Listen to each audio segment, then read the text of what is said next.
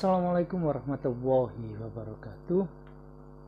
Anak-anak, di pertemuan selanjutnya Pak Teguh akan membahas tentang hikmah di balik pandemi COVID-19.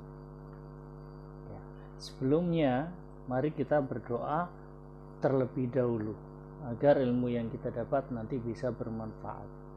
Berdoa mulai.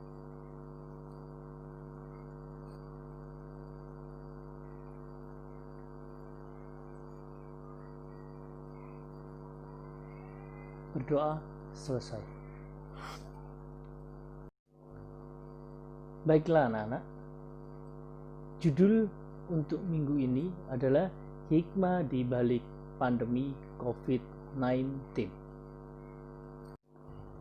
Corona merubah dunia, ya, yang awalnya suasana keramaian yang semula terjadi di seluruh dunia itu sekarang secara drastis berubah menjadi kesunyian yang merata.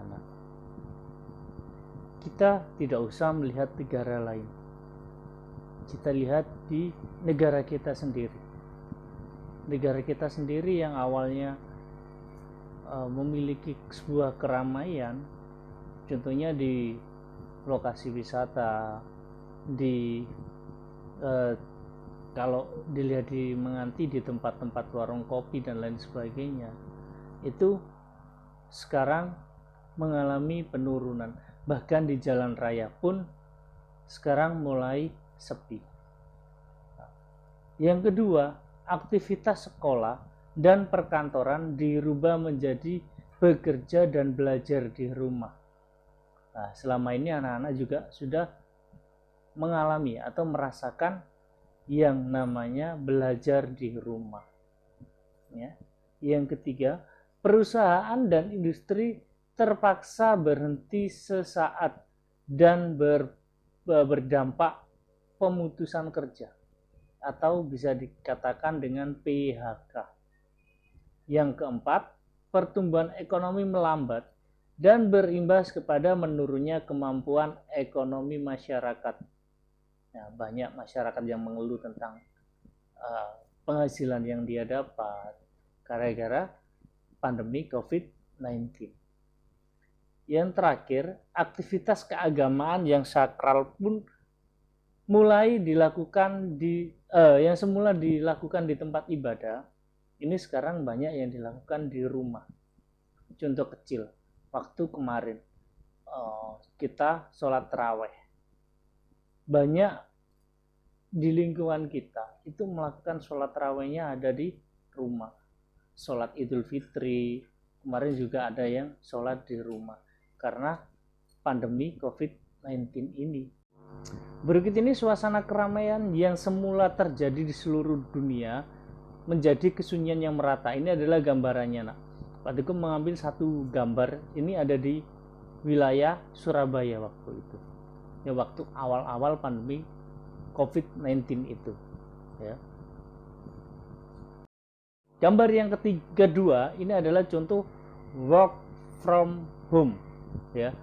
Sekalian mungkin awal-awal COVID-19 melihat orang tua sampai bekerja di rumah, bekerja melalui media internet, melalui video call, melalui Zoom dan lain sebagainya. Itu karena dampak dari COVID ini juga. Karena apa, nak? Kita menjaga kesehatan tubuh dan keluarga kita masing-masing. Nah, gambar yang ketiga ini, pemberhentian industri dan PHK. Banyak orang-orang turun ke jalan demo karena di PHK. Bagaimana tidak di PHK? Soalnya dari pabrik sepi, sedangkan pekerjaan banyak.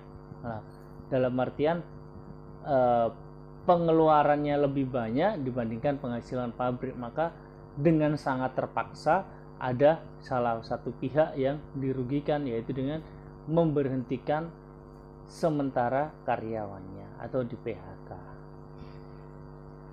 Gambar yang selanjutnya, ilustrasi menurunnya kemampuan ekonomi masyarakat. Awal pandemi COVID-19 kemarin, nak, banyak pasar tradisional yang ditutup, banyak mall yang ditutup, banyak pabrik-pabrik yang terimbas karena itu. Jadi bisa menjadi menurunnya kemampuan ekonomi masyarakat, ya. Jadi yang jualan itu tidak dapat penghasilan seperti biasanya, dapat cuma sedikit. Gambar selanjutnya adalah ilustrasi sholat id di rumah. Sampai mungkin merasakan untuk tahun ini ketika sholat idul fitri itu ada yang sholat id di rumah saja, tapi ada di beberapa desa yang mengadakan sholat id di masjid ataupun social distancing dan physical distancing, ya. Kebijakan social distancing dan physical distancing yang diterapkan dengan adanya karantina wilayah atau pembatasan sosial berskala besar atau bisa dikatakan dengan PSBB dalam rangka mencegah penularan telah diterapkan berbagai daerah. Karena pola penyebaran virus ini sulit dideteksi sehingga menghindari kontak langsung dan dengan orang lain pada saat sekarang sangat disarankan. Semua orang mempunyai potensi untuk menularkan virus ini karena penyakit ini kadang ditularkan oleh orang tanpa gejala atau OTG yang telah berinteraksi dengan orang yang terpapar virus. Baru-baru ini di awal-awal COVID kemarin di wilayah kita terkena PSBB atau pembatasan sosial berskala besar.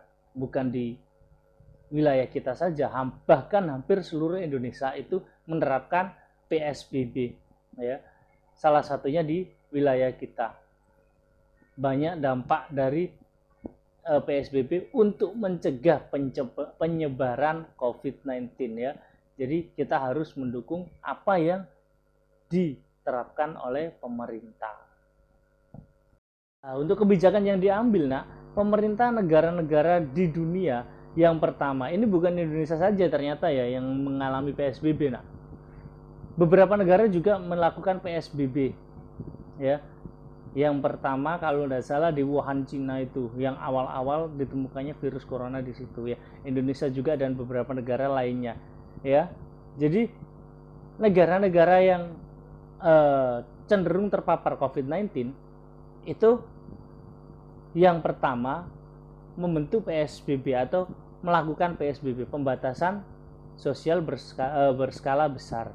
Yang kedua, menetapkan work from home atau kerja di rumah. Yang ketiga, belajar di rumah atau home learning, ya. Yang keempat, menyiapkan rumah sakit darurat. Ini usaha upaya-upaya pemerintah, ya. Yang kelima, pembatasan angkutan umum. Yang keenam, wajib pakai masker. Yang ketujuh, memberikan bantuan kepada warga terdampak. Yang kedelapan, pelanggaran mudik menjelang lebaran. Nah, ini di beberapa negara diterapkan termasuk di Indonesia. Karena itu tadi fungsinya untuk mencegah penularan virus COVID-19.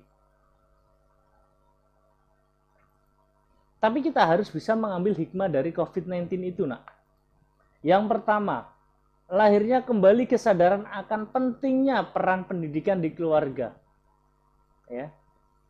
Jadi sampean bisa belajar di rumah dengan orang tua bisa tahu perkembangan sampean ketika belajar di rumah, apakah benar-benar mengerjakan tugasnya atau hanya membuka handphonenya saja untuk bermain game atau hanya membuka Facebook, ya. Yang kedua, kedekatan dan keakraban keluarga semakin erat. Yang awalnya keluarga ini sibuk bekerja, akhirnya diperlakukan WFH atau work for home, ya, atau kerja di rumah. Jadi bisa lebih dekat dengan keluarganya, tetap dengan bekerja dan dekat dengan keluarga juga, ya. Yang ketiga, kesadaran kebersihan masyarakat semakin membaik dengan lahirnya kesadaran mencuci tangan dan menerapkan pola hidup bersih, ya.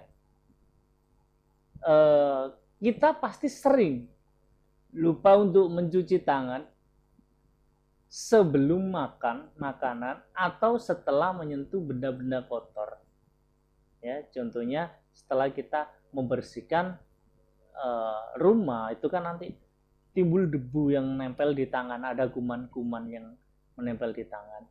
Ada makanan di rumah, sampai langsung mengambil saja, tidak cuci tangan terlebih dahulu, ya. Yang keempat, adanya kesadaran dari masyarakat bahwa mendidik anak ternyata berat, ya. Biar masyarakat tahu gimana sih, atau orang tua sampean tahu gimana sampean kalau di sekolahan cara belajarnya, apakah tidur di kelas saja ataukah mendengarkan bapak ibu guru yang sedang menjelaskan dan lain sebagainya. Yang kelima, guru dan siswa menjadi akrab dengan teknologi untuk pembelajaran. Lah, yang awalnya bapak ibu guru tidak tahu tentang ilmu teknologi, yang handphonenya hanya bisa dibuat WA, telepon, itu saja. Akhirnya bapak ibu guru juga belajar untuk bagaimana memanfaatkan teknologi itu dengan baik dan benar. Sama halnya dengan sampean, juga memanfaatkan teknologi itu dengan baik dan benar. Tidak hanya dengan WA saja, main game online saja, main Facebook saja, dan lain sebagainya. Yang keenam, polusi udara menurun. Ya, karena mengurangi manusia atau kita untuk keluar rumah, kendaraan juga tidak terlalu ramai, tidak terlalu padat. Akhirnya polusi udara semakin berkurang. Yang ketujuh, munculnya solidaritas sosial untuk membantu orang yang membutuhkan, menjadi relawan atau memberi bantuan kepada berupa APD, masker, dan bahan makanan dan lain sebagainya. Banyak relawan-relawan COVID yang awalnya hanya peduli pada diri sendiri, akhirnya peduli pada orang lain juga. Bukan itu saja, kita mengikuti aturan pemerintah tentang pembatasan atau aturan COVID, itu juga peduli pada diri kita dan lingkungan, ya, bukan hanya menjadi relawan saja. Oke, Nak, dari penjelasan itu tadi, Pak Teguh di sini punya 3 soal. Yang pertama, tentang evaluasi diri. Yang pertama, dampak negatif apa yang kamu rasakan ketika pandemi COVID-19 berlangsung. Yang kedua, hikmah apa yang kamu rasakan dengan adanya pandemi COVID-19.